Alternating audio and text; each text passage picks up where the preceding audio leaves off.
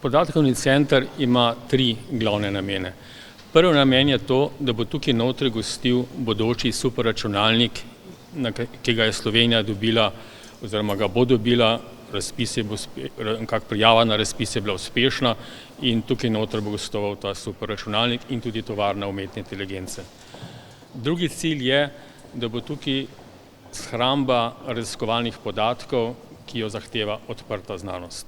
In tretji cilj je, da bodo tu lahko raziskovalne inštitucije, univerze postavile in gostovale svojo opremo, če bodo to želele.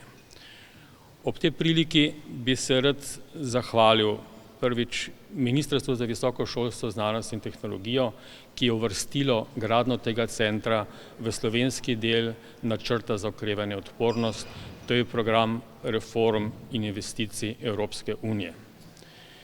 Zahvalil bi se tudi rad Dravskim elektrarnam, ki so omogočile, da smo kupili to zemljišče, ki je po eni strani varovano, po drugi strani pa daje možnost, da bomo lahko se priključili direktno na elektrarno Mariborski otok in s tem dobili zanesljiv vir in zelen vir električne energije.